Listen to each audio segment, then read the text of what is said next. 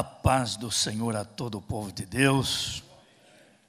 Bom é estar na igreja, na casa do Senhor, para buscar a presença de Deus, essa que nos enriquece e diz a Bíblia que não acrescenta dores.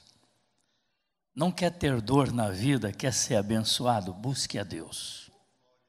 Busque a sua presença, porque da presença de Deus, ou com a presença de Deus, o crente é abençoado. E esta bênção, diz a Bíblia, que não acrescenta dores.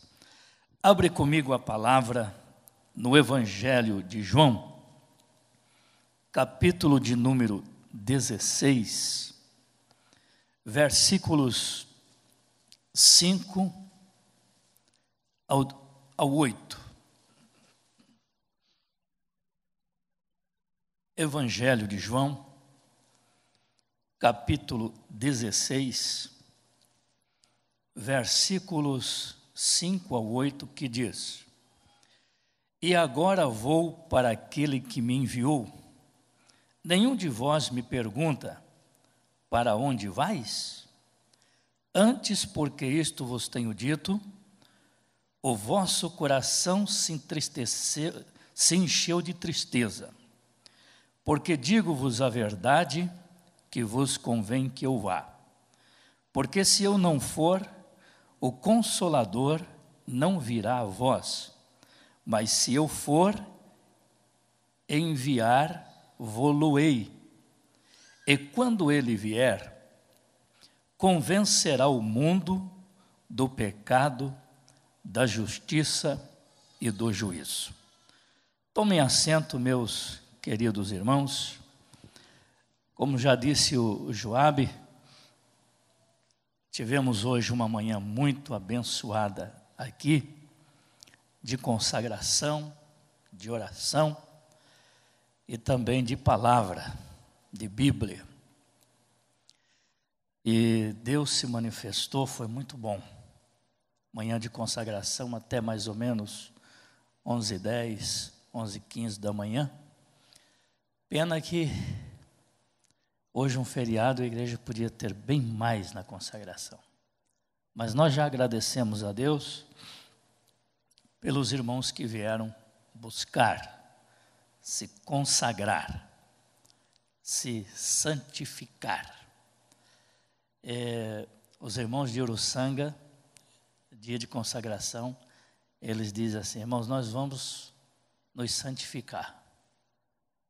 Quando eu estava ali, eles sempre diziam isso. Nós vamos nos santificar amanhã. Amanhã é dia de santificação. Eles usavam esta expressão. Então hoje nós tivemos aqui uma manhã de santificação, uma manhã muito maravilhosa. É tudo o que nós precisamos. Isaías, ele está dizendo para buscar ao Senhor enquanto se pode achar, e invocai-o enquanto está perto. Enquanto nós temos força, enquanto o Senhor está conosco, né?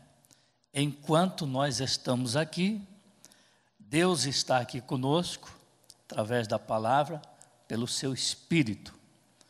Porque a Bíblia diz que haverá o dia em que Deus enviará sobre a terra fome. Não fome de pão, Ele enviará sede, não sede de água, mas de ouvir a sua palavra.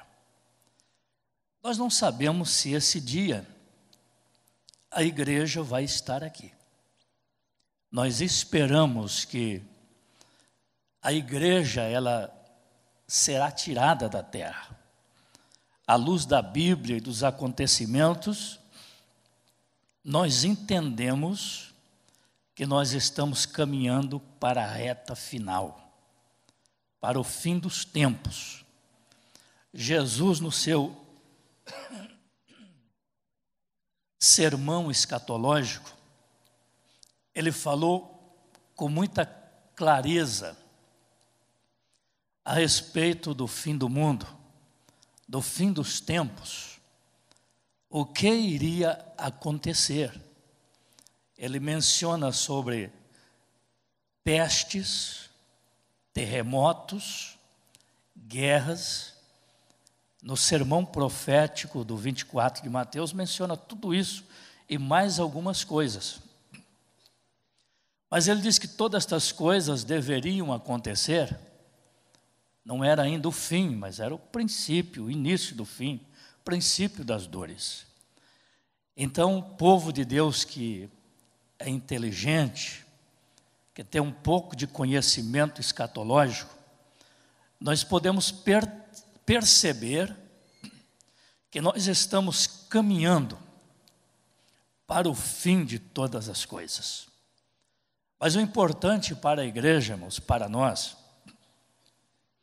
é buscar a Deus, é buscar ao Senhor, é nos santificar, como diz os irmãos de Uruçanga, é nos consagrar, para estarmos apercebidos com as nossas candeias acesas, com azeite na botija, para que este dia que a igreja espera, o dia chamado de arrebatamento, não nos pegue de surpresa, certo?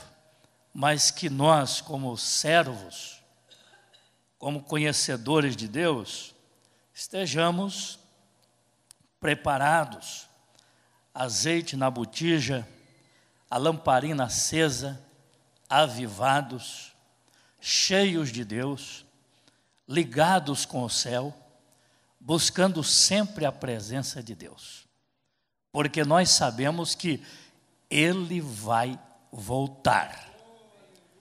Jesus, Ele vai voltar.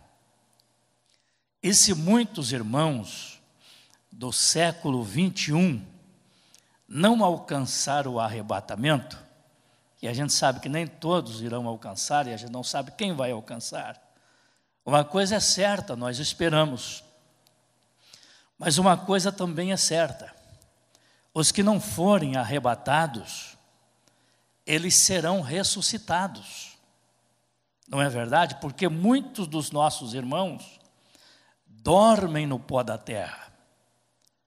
Eu estou há quase 3 anos aqui em Sara, e nós já sepultamos vários irmãos que já partiram, mas eles morreram na fé, morreram na esperança do arrebatamento. E quando Jesus voltar para esses que já foram, eles ressuscitarão primeiro, e depois nós, os vivos, seremos transformados e arrebatados. Mas olha, irmão, o crente, para ser arrebatado, precisa estar limpo, sem culpa no cartório. Precisa estar de vestes brancas. Apocalipse diz: bem-aventurados aqueles que lavam as suas vestiduras no sangue do Cordeiro. A expressão lavam está do presente para o futuro. Lavam, está lavando agora e sempre lavando, do presente para o futuro. Não é os que lavaram e sujaram as suas vestes, mancharam pela mancha negra do pecado e não tornaram a lavar. Mas é os que vivem lavando. Percebeu que manchou? Lava. Desce a lavanderia do lavandeiro, que o seu sabão que lava, que purifica, deixará estas roupas mais alvas do que o sabão dos lavandeiros, que é o sangue do Cordeiro, que purifica de todo pecado. Bem-aventurados são os que lavam. Os que lavam. Tem pessoas que erram e permanecem no erro. Aí não está lavando. Mas se alguém errar e se arrepender e se humilhar, ele está lavando. Ele chega diante do lavandeiro e diz assim: Senhor, perdoa o meu pecado, eu falhei, errei, eu quero me consertar, Jesus. Aí o sabão do lavandeiro vai lavar, que não é o sabão que as irmãs usam, mas é aquele que lavou as nossas almas lá no Calvário, há 2000 anos atrás. É esse que lava, é esse que purifica, que regenera e que liberta. Bendito seja o nome do Senhor. E o escritor aos Hebreus, ele diz para seguir a paz com todos e a santificação, sem a qual ninguém verá a Deus. Tem que seguir a paz, por isso que eu digo, não pode ter culpa no cartório. O coração precisa estar limpo. O cristão não pode ser exaltado, tem que ser manso e humilde, como uma criança, conforme Jesus ensina.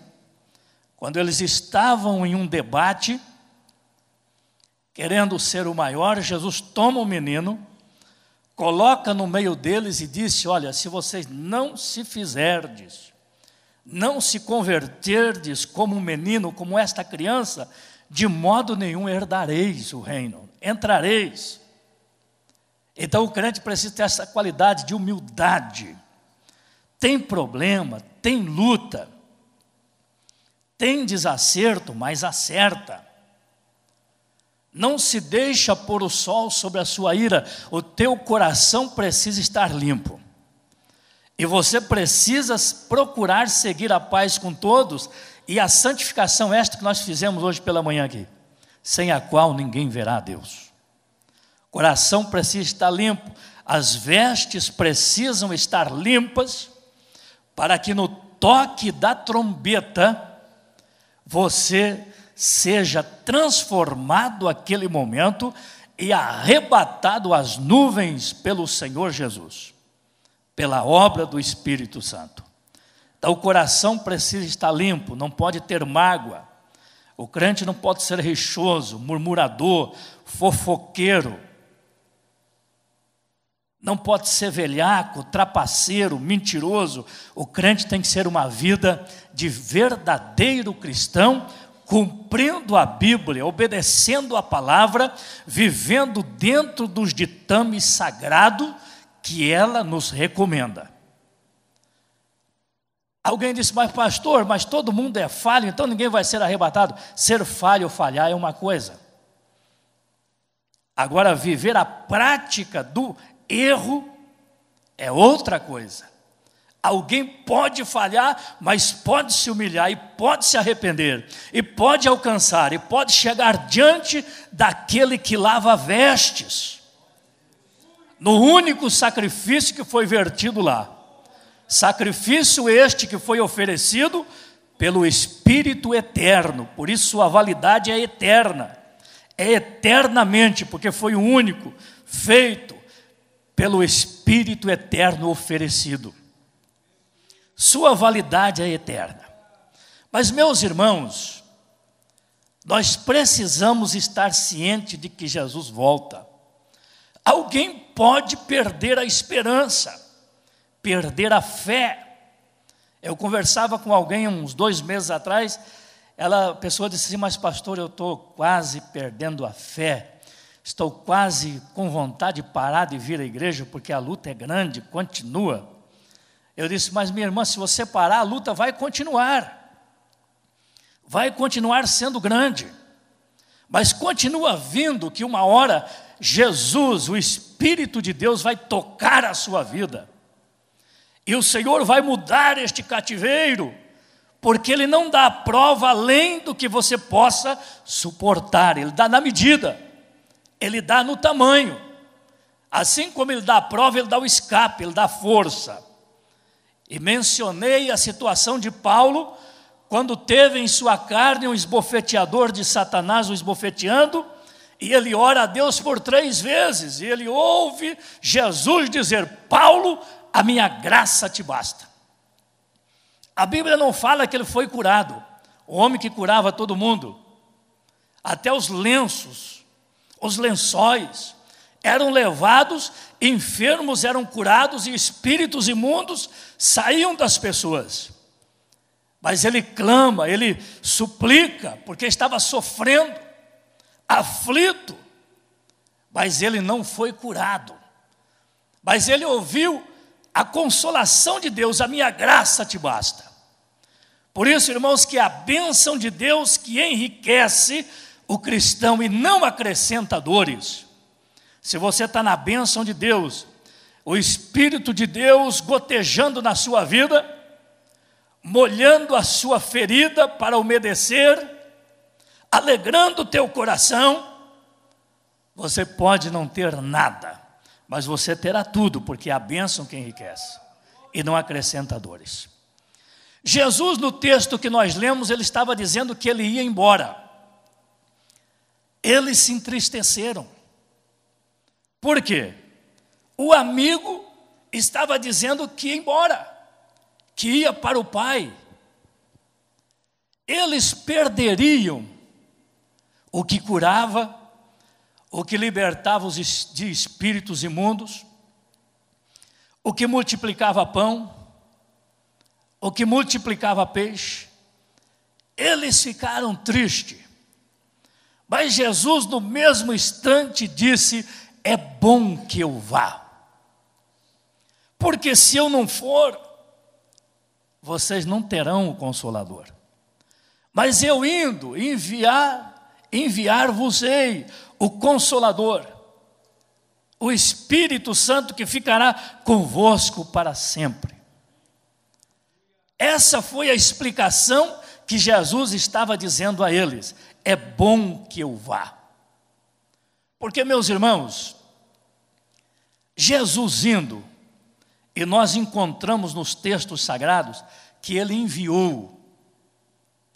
Após ele, em cima no Monte das Oliveiras, dar as últimas instruções, ele foi elevado às alturas, ele foi ao céu.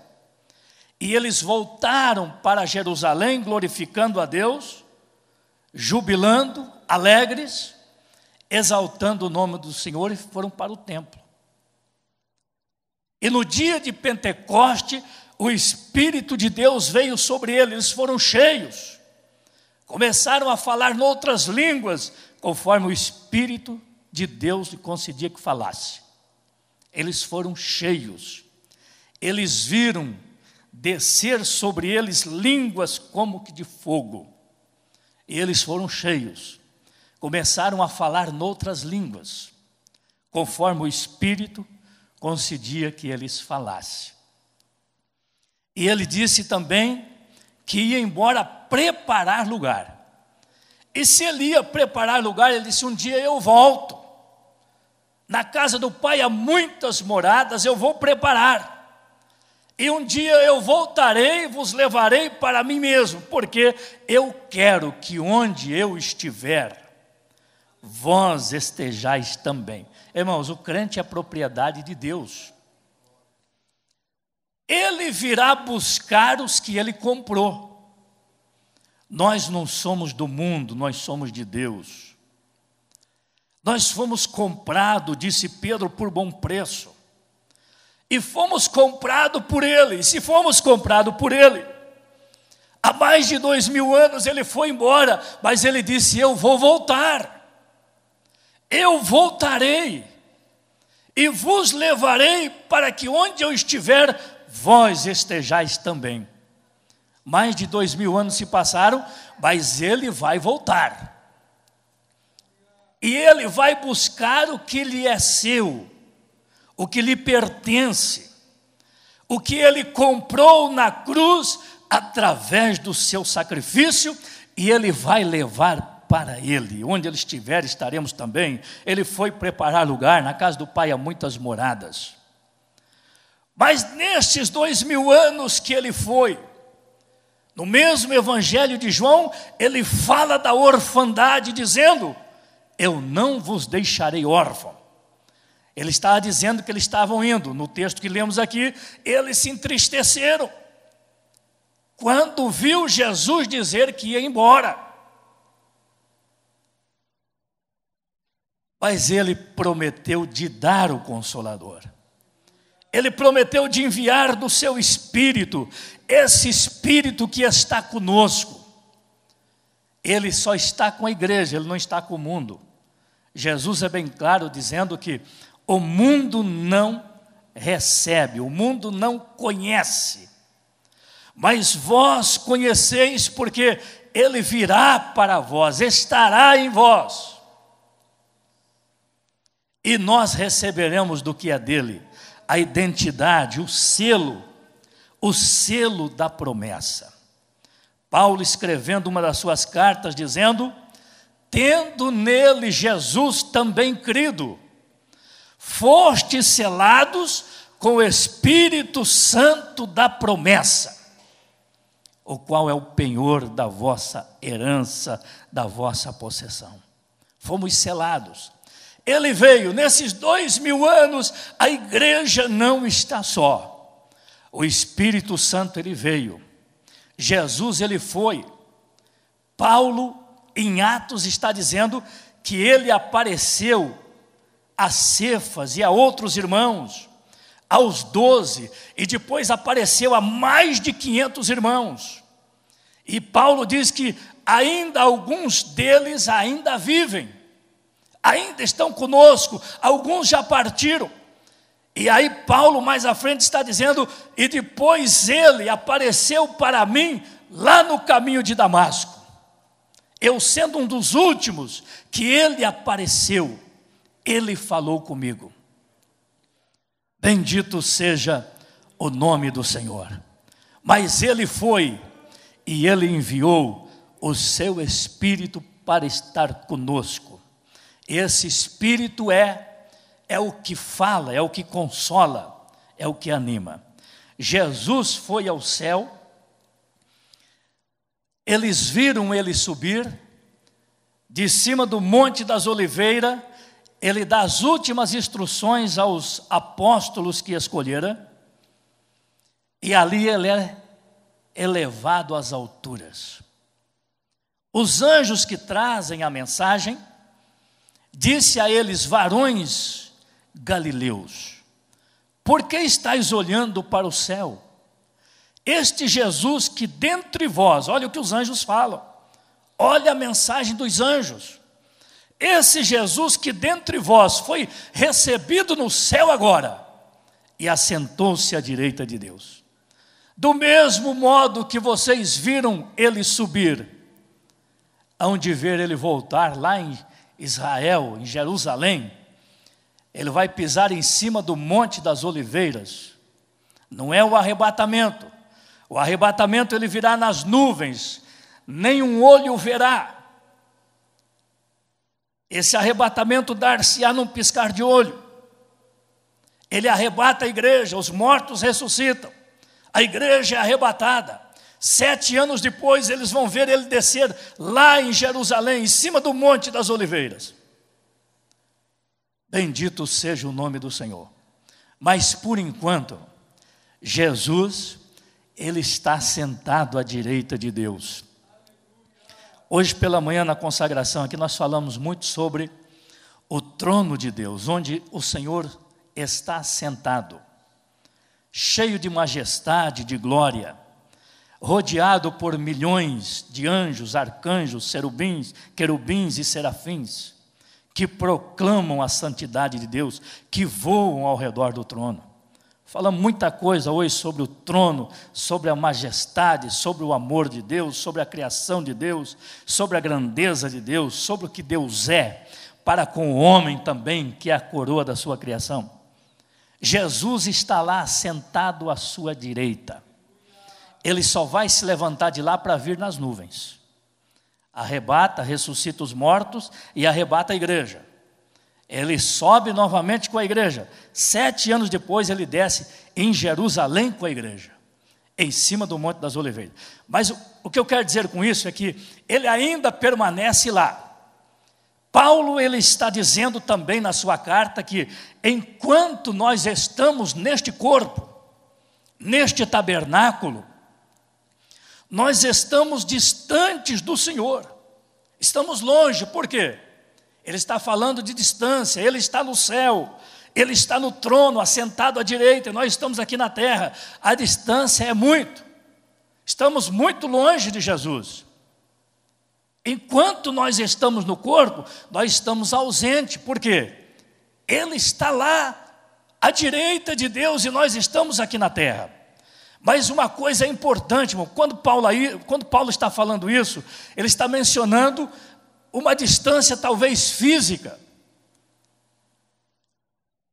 Mas nós sabemos que ele foi e ele mandou a terceira pessoa da Santíssima Trindade. O Espírito Santo é o representante de Jesus. O Espírito Santo também é Deus. As três pessoas numa só trabalham em conjunto, unidas, coaduna da mesma ideia, da mesma palavra, da mesma lei. Aleluia! O Espírito Santo também é Deus. O Espírito Santo também representa Jesus. E também, além de tudo, os anjos de Deus que estão a serviço de Deus, a favor dos que o temem. Então, meus irmãos, nós temos aqui conosco o nosso Deus em espírito, na pessoa do bendito Espírito Santo que veio para a sua vida. Ele veio lá no dia de Pentecoste sobre a igreja, e há mais de 2000 anos ele está aqui na terra, e ele ficará com a igreja aqui, contigo aqui, comigo aqui, até a hora do toque da trombeta, do arrebatamento. Irmãos, por isso que o coração do crente tem que ser puro. É por isso que o crente tem que ser limpo, porque o Deus forte, o Espírito Santo que habita conosco, ele não coaduna com mágoa, com ideia errada, com iniquidade, com coisas que não estão coadunadas com Deus, com a sua palavra. Nós precisamos estar no prumo, estar afiado, buscando a Deus, seguindo a paz com todos e a santificação, porque sem estas qualidades não veremos a Deus. Eu não quero perder a minha salvação. Que Deus tenha misericórdia de mim. Lutar tanto, né? Lutar tantos anos e ficar de fora, irmão, não vale a pena. E principalmente nos momentos que percebemos que vai chegando este grande dia. Ele diz que nós precisamos viver, andar, remindo o tempo, como filhos que andam de dia, porque a noite vem em que ninguém mais pode fazer nada. Bendito seja o nome do Senhor. Então, meus irmãos, o Espírito de Deus, Ele veio para a sua vida. Ele é o Deus forte, Ele é o Senhor, Ele é o Todo-Poderoso, Ele é o Consolador, é Ele que consola. No momento que ninguém pode fazer nada por você, nem o pastor, nem o teu esposo, nem a tua esposa, nem o corpo de obreiro, porque existem momentos da vida do ser humano assim, que nem um amigo pode fazer nada para o outro, por mais que tenha desejo, tenha vontade, mas não pode. Mas o Espírito de Deus, Ele pode. Bendito seja Deus, Ele pode, porque Ele é o Consolador, é Ele que consola a alma, o coração abatido, aflito, nos problemas da vida, que muitas vezes cerca o verdadeiro cristão. Se alguém dizer que aqui não tem luta, é mentira. O próprio Jesus disse que no mundo tereis aflições, mas tende bom ânimo, porque eu venci, e os que é dele também vencerá. Então, meus irmãos, nós não podemos correr de problema, mas nós precisamos enfrentar os problemas com sabedoria, com graça de Deus, com a palavra de Deus, que é a espada do Espírito. Bendito seja o nome do Senhor, sabendo que Deus está conosco, e que Jesus, através do seu Espírito, Ele está conosco no nosso barco. Mesmo que o mar esteja agitado grandissimamente, mas o Senhor em espírito está conosco para nos ajudar. Bendito seja o nome do Senhor Jesus. Quantos creem assim, irmãos? Você crê nisso, irmãos? Amém. Bendito seja Deus. Nós não estamos sozinhos. Agora, nós precisamos, conforme diz o escritor aos Hebreus, convém nos atentar. Olha o que ele está dizendo, capítulo 2 de Hebreus. Convém nos atentar com mais diligência para as coisas que temos ouvido e aprendido, para que em tempo algum nós nos desviemos delas. Aleluia! E também no mesmo capítulo 2 ele está dizendo: como escaparemos nós, se não atentarmos para esta tão grande salvação? Nós precisamos atentar, nós precisamos dar mais ênfase, mais esforço da nossa parte, atentando para esta tão grande salvação que foi anunciada pelos apóstolos e que nós recebemos de bom grado o dia que conhecemos Jesus, que entendemos o Evangelho, e tendo nele também crido, neste dia nós fomos selados com o Espírito Santo da promessa. Ele nos deu este selo, este carimbo, este passaporte para a eternidade. Agora precisamos cuidar dele na nossa vida, para que ele não se entristeça. E Paulo em 4:30 de Efésios está dizendo: não entristeçais o Espírito Santo, no qual fostes selados para o dia da redenção. Qual redenção? A redenção do corpo, no processo da transformação, para o arrebatamento, para um corpo glorioso, para sair deste mundo, ir ao encontro do Senhor, para o lugar que Ele foi preparar, para que a igreja pudesse estar ali também. Bendito seja o nome do Senhor. Ele vai voltar, irmãos, e Jesus está vivo, eu creio. Hoje de manhã ele se manifestou aqui, agora à noite no louvor, na adoração, ele se manifestou aqui também. Aleluia. Eu estava meditando em 18 e 20 de Mateus, Jesus falando do perdão do pecado de um irmão. Ele está dizendo no versículo 20, dizendo que onde estiver 2 ou 3 reunidos em meu nome, ali eu estarei no meio de vós. Ali ele está em espírito e em verdade, está a manifestação dele. E nós temos esta prova, quando ele ressuscita e os 2 discípulos iam em direção a Emaús. Se aproxima dele Jesus, já ressuscitado num corpo glorioso, e começa a conversar com eles, começa a dialogar com eles. E eles dizem para Jesus, não o conhecendo: sendo tu peregrino nesta aldeia, não sabes o que aconteceu com Jesus o Nazareno, varão profeta, varão de Deus, homem de Deus? E aí Jesus conversando com eles, quando foi para eles chegarem, Jesus, ele dá a entender que ia em frente, e eles convidaram Jesus para chegar, e Jesus chega com eles, e ali na mesa, Jesus abençoa o pão, ele faz uma oração, ele abençoa o pão. Eles perceberam ali que era Jesus, e quando eles perceberam que era Jesus, Jesus desaparece diante dos olhos deles, e eles ficaram alegres com seus corações que já estavam queimando, dizendo: porventura, quando vínhamos vindo, conversando acerca destas coisas, porventura o nosso coração não ardia? O coração deles estava queimando. Por quê? Aquele terceiro ali que eles estavam chamando de peregrino era o Senhor Jesus. Eles estavam falando acerca do acontecimento, da pessoa de Jesus, o varão profeta, homem de Deus.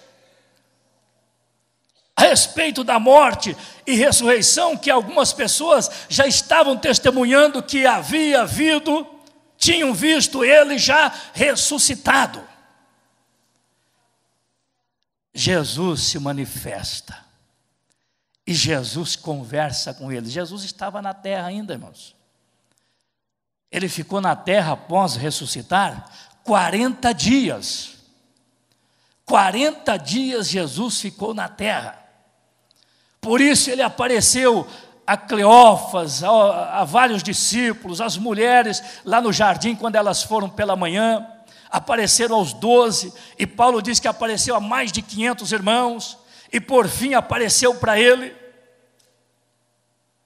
Ele estava ainda na terra, Jesus ainda estava na terra, 40 dias, e depois ele vai assunto aos céus. Onde estiver 2 ou 3 reunidos em meu nome, aí estou. Aonde estiver 2 ou 3, aonde o povo se reúne em torno de Jesus, ali ele está. Irmãos, ficamos de pé. A minha garganta não aguenta mais, porque eu já forcei muito hoje cedo, estava muito gostoso.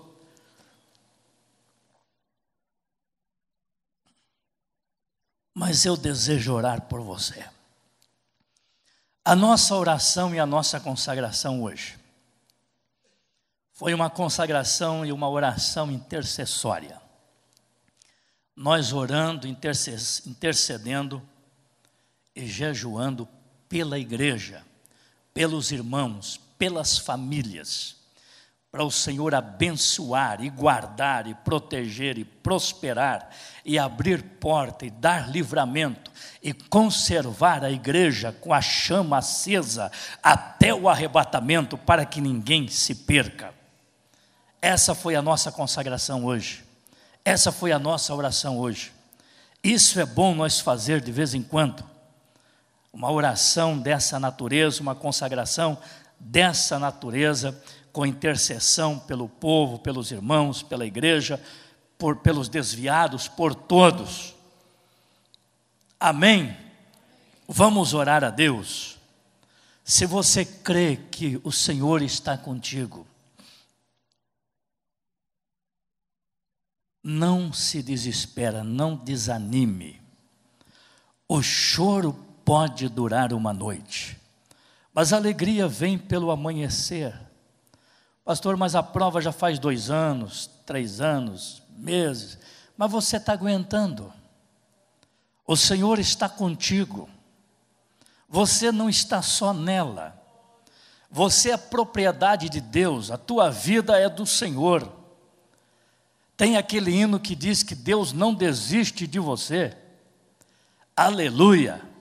E hoje cedo alguma coisa que nós falava sobre isso, que Ele é excelso, está sentado no trono, mas Ele se levanta, Ele se curva, para ver o que está no céu, tudo que Ele criou, a sua beleza, e para ver o que está na terra. E aí Ele olha para o homem, levanta o pobre, o necessitado, Ele ergue e tira do monturo o necessitado.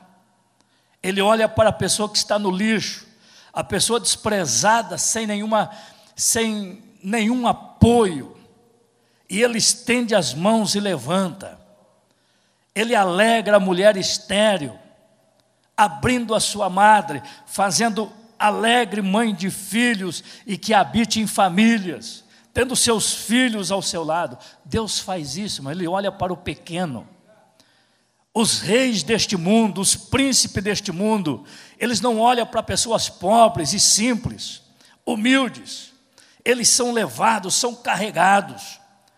Existe ao seu redor muitos servos, muitos secretários, muitas pessoas que lhe servem.